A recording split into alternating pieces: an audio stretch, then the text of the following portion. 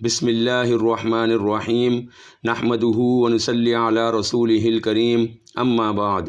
معزز سامعین، آج کی اس نشست میں ہم سورۃ ہود کی آیت نمبر 67 وَأَخَذَ الَّذِينَ ظَلَمُوا الصَّيْحَةُ فَأَصْبَحُوا فِي دِيَارِهِمْ جَاثِمِينَ میں آنے والے تمام متشابہات کے بارے میں آپ کو تفصیل کے ساتھ بیان کریں گے کہ اس آیت میں کون کون سے متشابہات آتے ہیں اور ان کو یاد رکھنے کا آسان ترین طریقہ کیا ہے۔ سامعین اکرام، اس آیت میں دو متشابہات آتے ہیں۔ ایک اس آیت کے پہلے حصے میں وَأَخَذَ الَّذِينَ ظَلَمُوا الصَّيْحَةَ اور دوسرا فَأَصْبَحُوا فِي دِيَارِهِمْ جَاثِمِينَ ہے۔ پہلے ہم اس آیت کے پہلے حصے کو بیان کریں گے۔ پہلا حصہ ہے وَأَخَذَ الَّذِينَ ظَلَمُوا الصَّيْحَةَ۔ یہ الفاظ پورے قرآن پاک میں صرف اسی مقام پر استعمال ہوتے ہیں، جبکہ حرف تا کے اضافے کے ساتھ یعنی وَأَخَذَتِ الَّذِينَ ظَلَمُوا الصَّيْحَةَ کے ساتھ یہ الفاظ سورۃ ہود کی آیت نمبر 94 میں بھی استعمال ہوتے ہیں۔ اس لحاظ سے یہ دونوں مقامات پورے قرآن پاک میں صرف ایک مرتبہ ہی استعمال ہوتے ہیں۔ ان مقامات کو یاد رکھنے کا آسان ترین طریقہ سمجھنے سے پہلے ہمیں عربی گرامر کے ایک قانون کو سمجھنا ہوگا۔ عربی گرامر کا ایک قانون یہ ہے کہ جب بھی فعل اور فاعل کے درمیان فاصلہ موجود ہوگا، جیسے کہ وَأَخَذَ اور الصَّيْحَةَ کے درمیان، اور اسی طرح وَأَخَذَتْ اور الصَّيْحَةَ کے درمیان الَّذِينَ ظَلَمُوا جیسے الفاظ کی شکل میں فاصلہ موجود ہے، تو یہاں پر ہم فعل کو یعنی وَأَخَذَ اور وَأَخَذَتْ کو مذکر اور مؤنث دونوں صیغوں میں سے کسی بھی صیغے کے ساتھ پڑھ سکتے ہیں، جیسے کہ سورۃ ہود کی آیت نمبر 67 میں وَأَخَذَ مذکر کا صیغہ استعمال ہوا ہے اور آیت نمبر 94 میں وَأَخَذَتْ مؤنث کا صیغہ استعمال ہوا ہے۔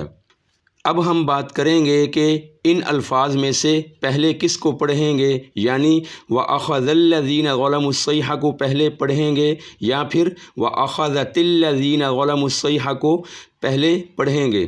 تو اس بات کو ہم اس طرح سے یاد رکھیں گے کہ کسی بھی زبان میں جب بھی ہم لفظ مذکر مؤنث بولتے ہیں تو پہلے ہم مذکر بولتے ہیں اور بعد میں مؤنث، جیسے کہ قرآن پاک میں بھی ذَكَرٍ وَأُنثىٰ اور ذَكَرَ وَالْأُنثىٰ میں مذکر پہلے اور مؤنث بعد میں بولا گیا ہے۔ اسی طرح اردو عربی دونوں زبانوں میں مذکر پہلے اور مؤنث بعد میں بولا جاتا ہے۔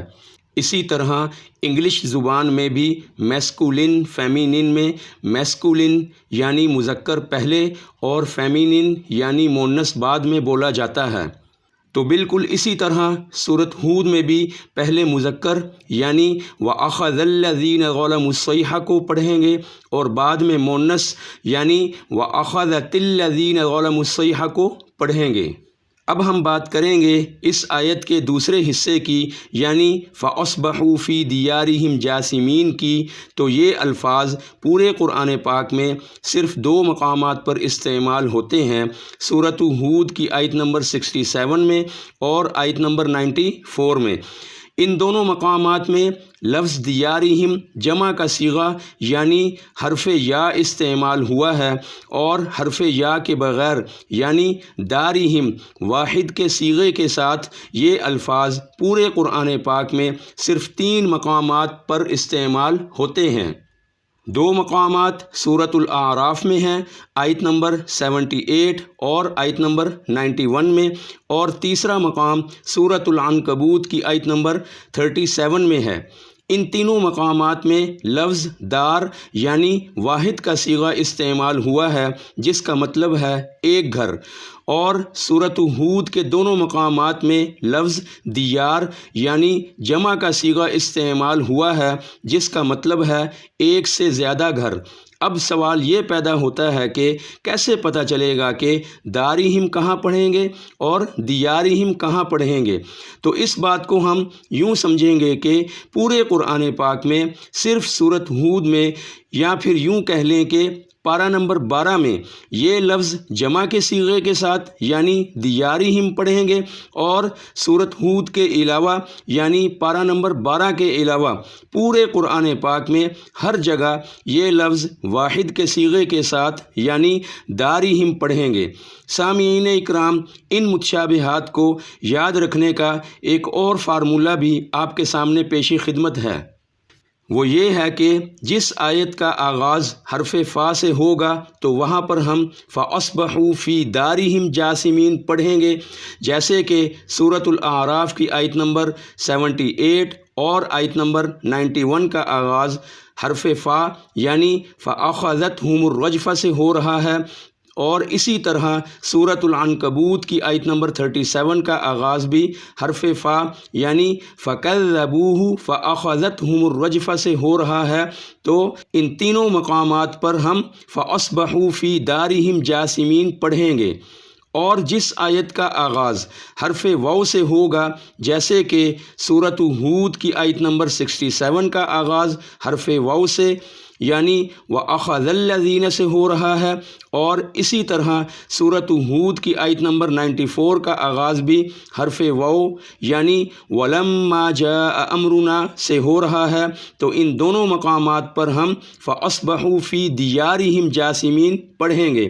تو کیا ثابت ہوا کہ فا سے شروع ہونے والی آیت میں دارہم اور واو سے شروع ہونے والی آیت میں دیارہم پڑھیں گے۔ اللہ پاک ہماری اس محنت کو قبول فرمائے، آمین۔